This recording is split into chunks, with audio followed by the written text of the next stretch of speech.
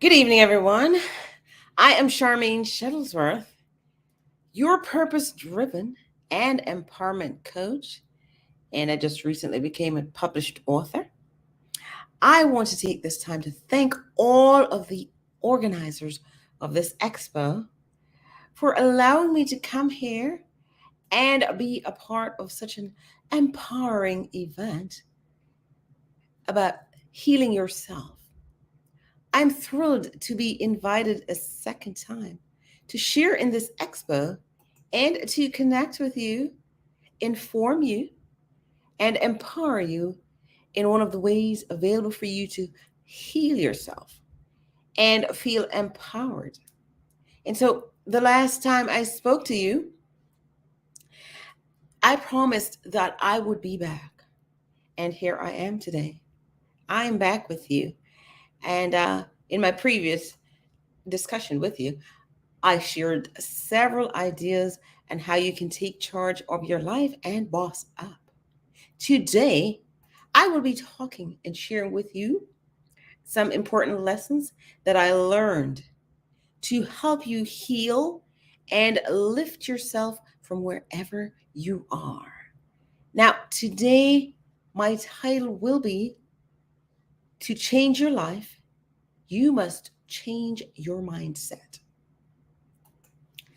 I have a go to quote that I use with individuals that I coach.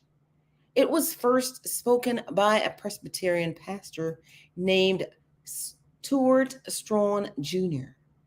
He said, "If you really want to change, it starts with your story. If you want to change the story of your life, you need to change the stories of your mind." In other words, if you want to change your life, you must first change your mindset. And if you're going to change your mindset, you must first change your thoughts. And so, this idea that personal change begins with your mindset isn't a newly developed concept.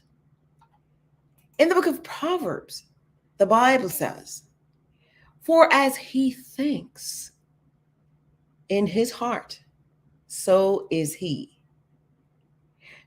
Norman Vincent said,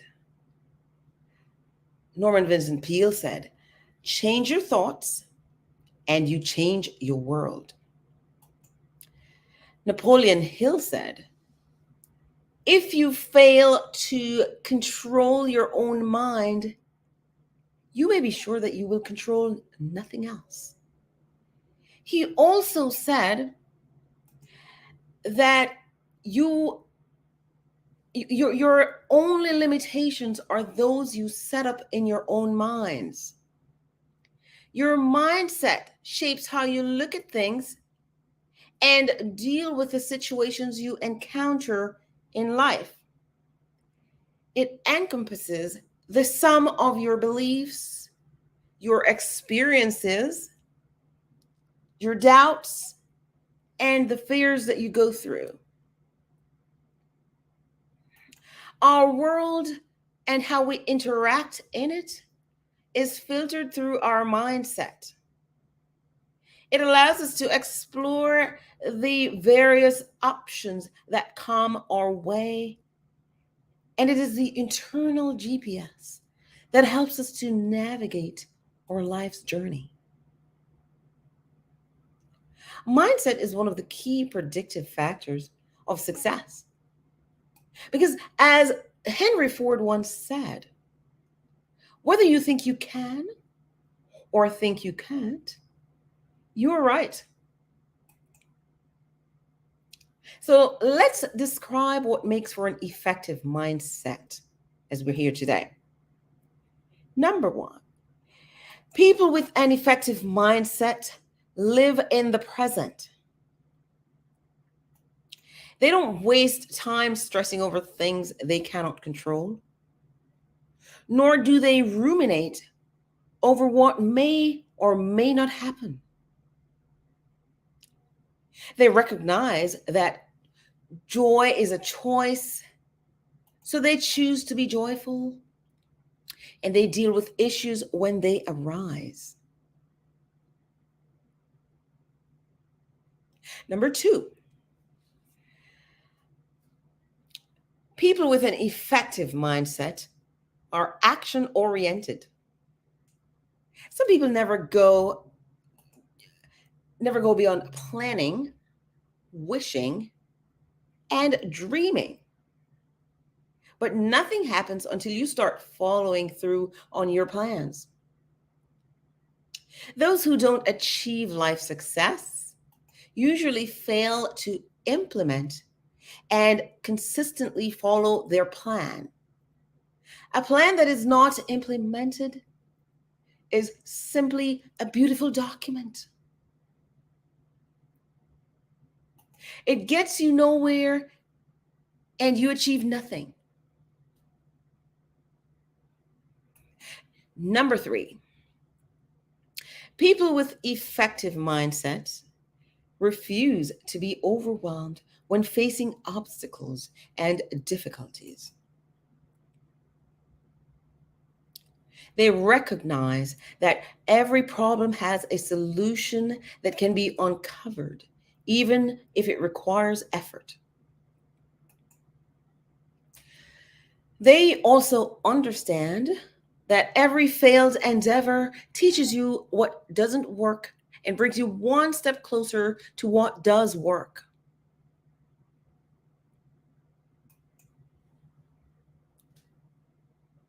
Number four, people who have an effective mindset have learned to be self disciplined.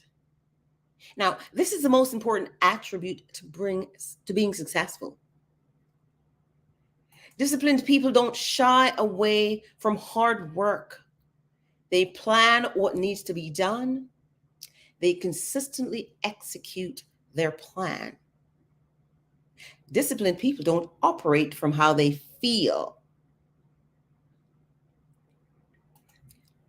They have great willpower and do whatever needs to be done, even when they don't feel like doing it. Number five, people who have an effective mindset have a positive mental attitude. They choose to view life from the perspective of a half full glass.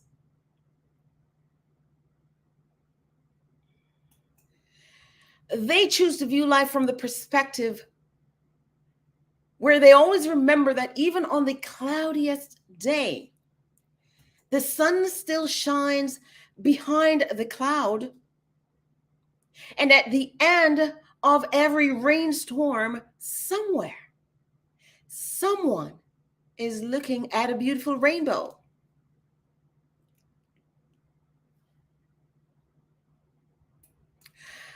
Many studies find that having a positive mental attitude is indicative of an individual's likelihood of success.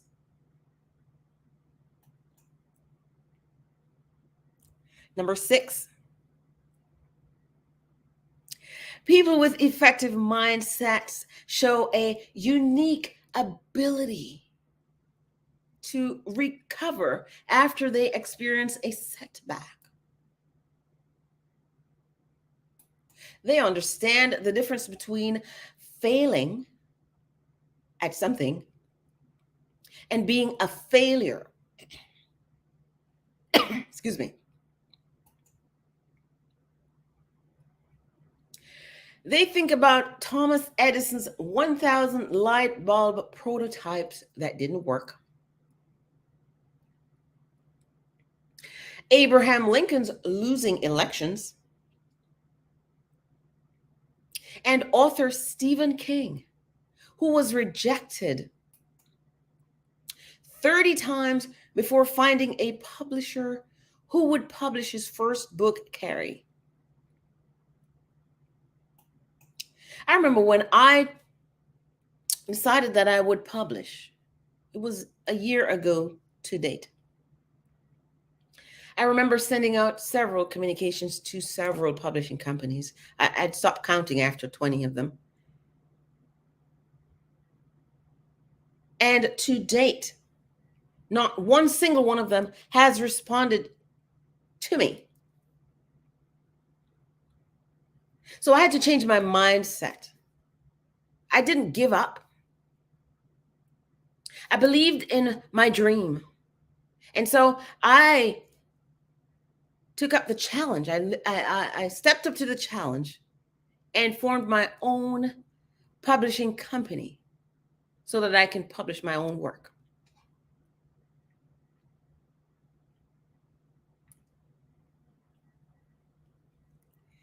So how does our mindset affect our behavior? Our mindset colors the paradigm in which we view ourselves. It shapes our willingness to believe that we can accomplish something that seems difficult or highly unlikely.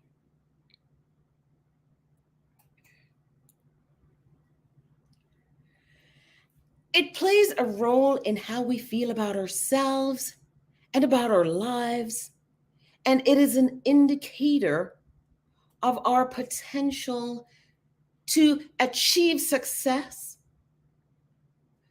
to follow through on eliminating old bad habits and establishing new and better ones,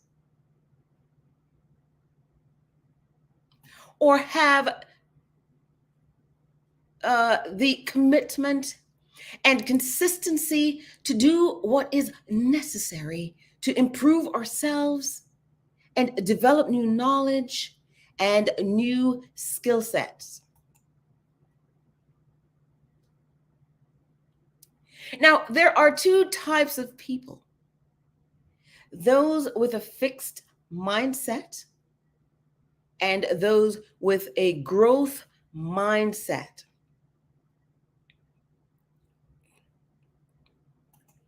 It is important to understand both mindsets. It is essential to understanding both mindsets so that we can develop the right approach to successfully change our lives. People with fixed mindsets believe how they see themselves is fixed in terms of their level of intelligence and talent. They don't spend time trying to increase their level of intelligence or develop or expanding their abilities. They believe that everyone is gifted or inclined in certain areas and cannot excel in other areas. In other words, if someone is not good at something, the chances are they will never be good at it. So it makes no sense to put a great deal of effort into enhancing your knowledge and skill set. A person with a fixed mindset thinks that you should just operate from your area of strength, what you were born with, your innate abilities. On the other hand, people who have a growth mindset believe it is possible to increase your intelligence and grow and improve your talents and skills over time. They believe that some people have natural skills in certain domains. However, even when you don't have innate skills and are not gifted in a particular field, if you are committed to consistently developing and perfecting your skills, you can build expertise in that area. You can become proficient You can even master that skill. And it is possible to move from the life you now have to the life you want to have, regardless of whether you have a fixed or a growth mindset. The principles are basically the same, but your mindset will determine how you apply these principles.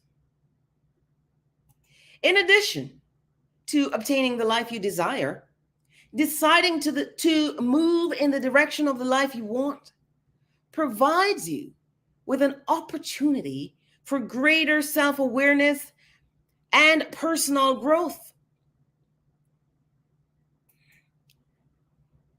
So let's look at the steps you need to take to change your mindset.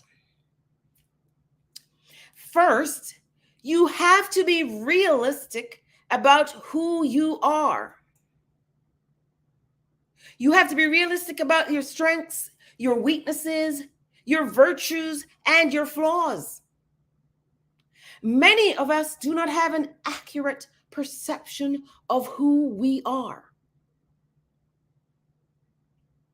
We like to identify the positive things about ourselves and ignore or be blind to the things about us that contribute to those things when we fail to reach our goals and accomplish something we want to achieve. In other words, we don't recognize our blind spots. Believe me, we have blind spots. We all have blind spots. However, some of us are more aware of our blind spots than others. Identifying your blind spot is essential to realizing change, to effecting change. A woman named Rhonda Lewis Robbins explains it in this way. She says, we all have blind spots. Blind spots are those areas for improvement and growth. Now, as painful as it can be to admit we're doing things we never wanted to or saying things we never wanted to say, it is this acknowledgement that enables us to take the first step towards change. Now, here's why I believe recognizing and identifying one's blind spot is the most critical step in changing your mindset. Blind spots prevent you from seeing things as they are. Instead of having a realistic view of ourselves, a realistic view of others, a realistic view of the situation that we're in, a blind spot will cause you to see and convince yourself of a reality that doesn't exist. It keeps us from having a realistic perception of things, and we end up making decisions using an inaccurate assessment of ourselves, of others, and of the situation at hand. The second step is to identify the people, the behaviors, and the habits that prevents us from achieving success or having the life we want to live. This is the reason it is crucial to identify your blind spots. If you're not attuned with your flaws and weaknesses, and if your blind spot prevents you from making an accurate assessment of your situation, your plan most likely will not succeed in the way you anticipate it will. I believe that a failure to identify your blind spot is one of the most significant factors that explains why what seems to be a well put together plan fails. However, when you're clear about your blind spots, you will be able to accurately identify the things we need to change and create a plan for success that works. Are you with me?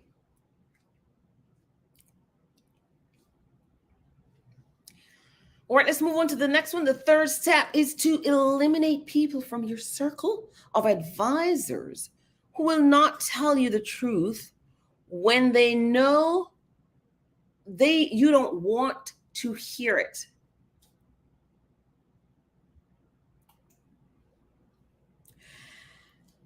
Norina Hertz wrote an article in the Harvard Business Review entitled "Every Leader Needs a Challenger in Chief."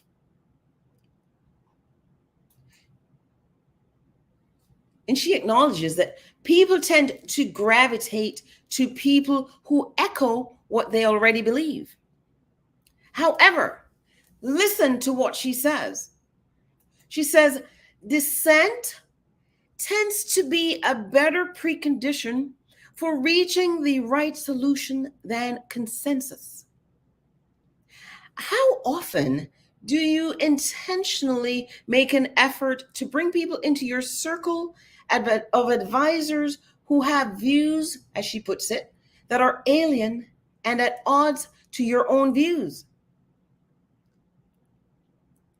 If everyone in your circle of advisors only tells you yes, you have a huge problem, and you will remain oblivious to your blind spots. So it helps you to have people who push back, question, challenge you because they disagree with you. You must have people who will tell you the truth, even if they know you will not like what they say.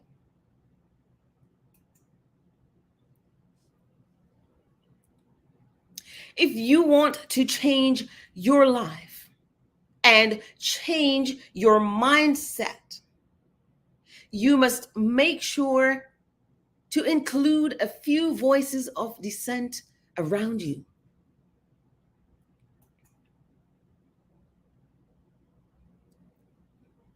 The fourth step in changing your mindset is to set measurable and achievable goals.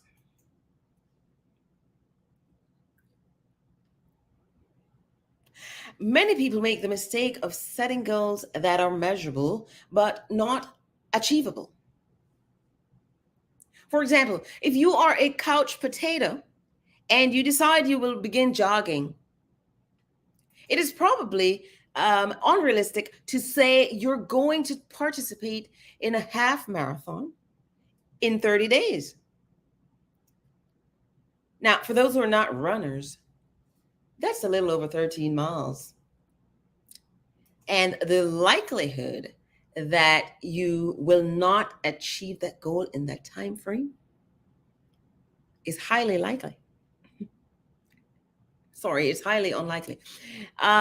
The likelihood is that you will not achieve that goal in that time frame. And there's a good chance you will physically injure yourself. It is more achievable to say, I am going to begin walking. And once you develop a decent walking speed, alternate between running and walking. And then you can focus on increasing the distance, the amount of time you run, and decreasing the amount of time you walk. Now, as you build endurance, you will increase your distance. Gradually, you will reach the place where you run the entire time and for longer distances, gradually happening over time. as you build your endurance. In doing it this way, you are very likely to reach the goal of running that half marathon. Now, when you set a realistic goal, it makes it achievable. And because you're clear about your blind spots, you will recognize your limitations, your weaknesses, your strengths.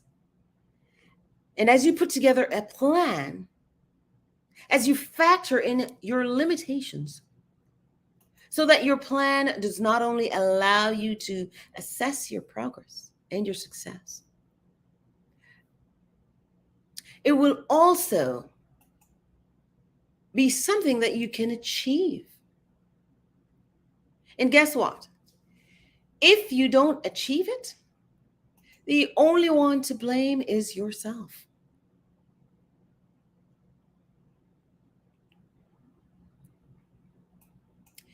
Now, the fifth way in which you can improve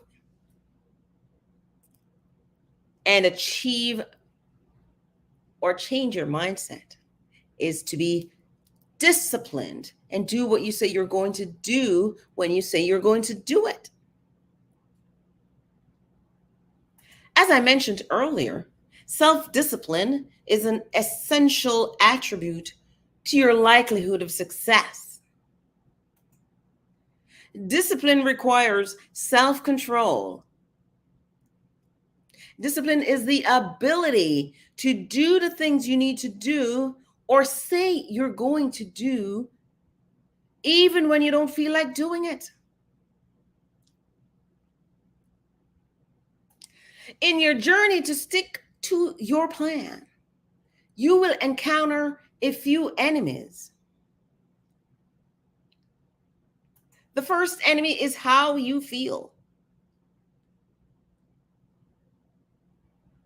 There will be times when you will not feel like doing the things you need to do.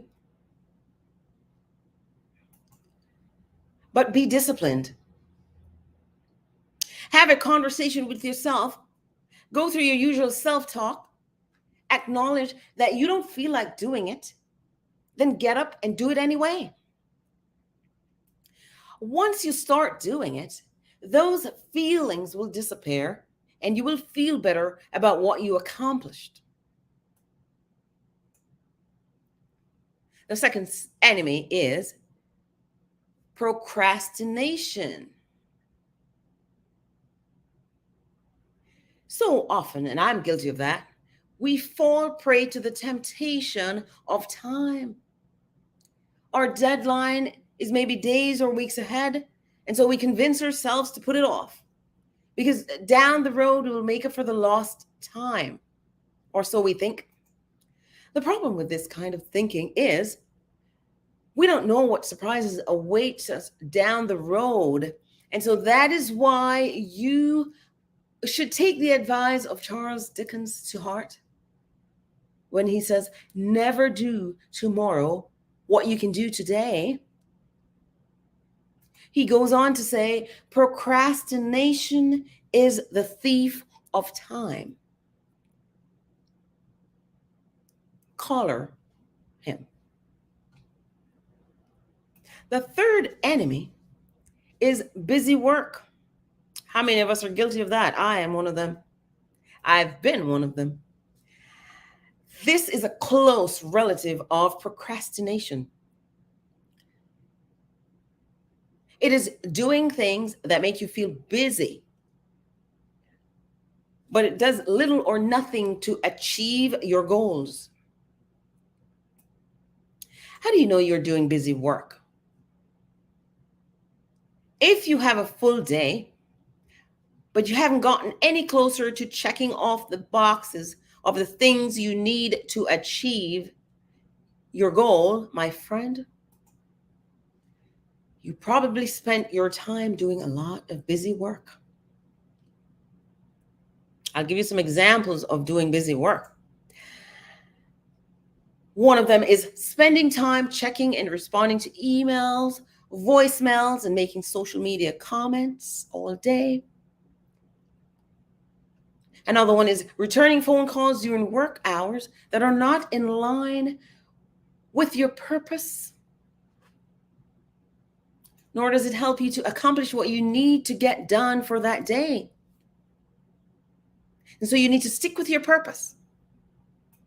You will get distracted, and you cannot allow that if you want to change your mindset, if you want to change your life.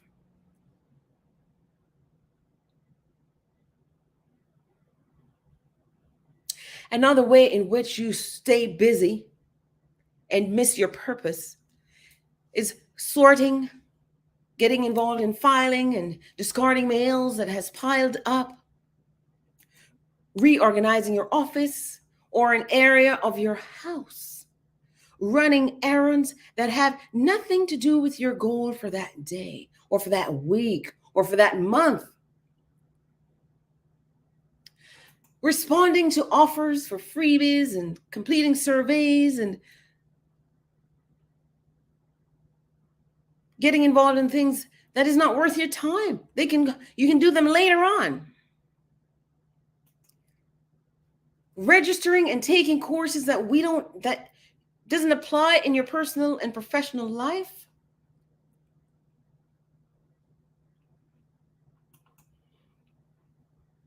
Each of these things keeps us busy and makes us feel as though we have worked, as though we have accomplished a lot, as though we've had a productive day.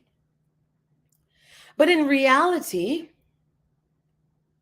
all you've done is procrastinate and not do what you needed to do to stay on track with what you want to accomplish.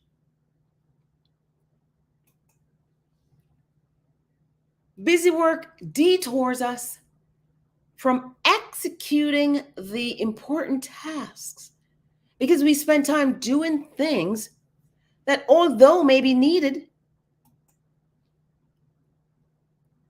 could be done at a time that is not devoted to accomplishing your goals. It could be done at another time, could be done later.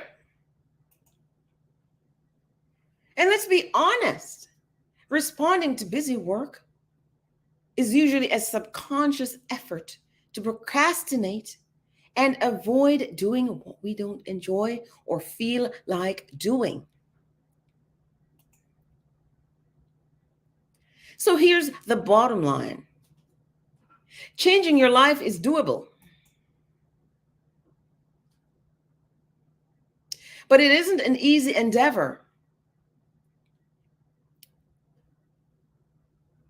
It requires discipline to create and follow through with a plan. It requires the determination to stick with it until the change you want happens and the change you want sticks. That means sticking with it when you don't feel like it, when it doesn't seem like it's working, when you're almost about to give up, or when you're discouraged and ready to throw in the towels. But if you just hang on and give yourself the chance, you can do it. You can achieve it. You just have to persevere and hang in there, and you will discover that the change you are looking for was right around the corner. The change you're looking for was worth all the effort, the sweat, the wait, the perseverance.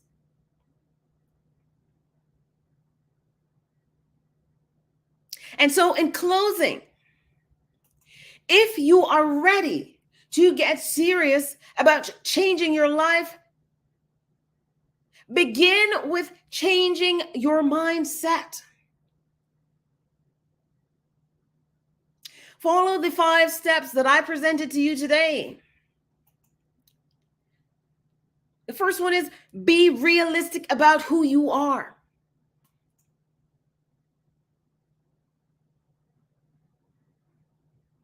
Identify the things and people that prevent you from achieving success. Turn off your phones if you must. Block some people from your Facebook and all the other places if you must. If they are preventing you from achieving your success, get rid of them. Get rid of it. And only surround yourself with people who are going to tell you the truth and support you, even if they think you won't like what they say.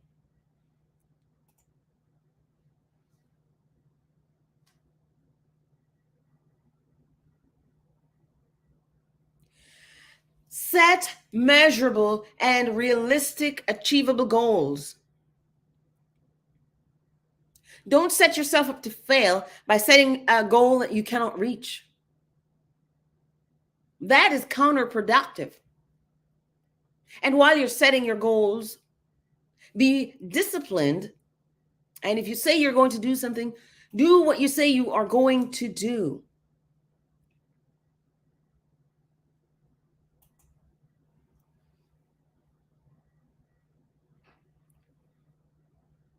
And finally, develop some willpower if you don't have it. It requires that you develop strength and be strong and be mindful about changing your mindset, about changing your life. In closing, thank you once again for allowing me to speak to you on making impactful life changes that will affect your future. If you follow these mindset change guidelines that I've shared with you, you will not only be a winner, but you will also have the life you always wanted.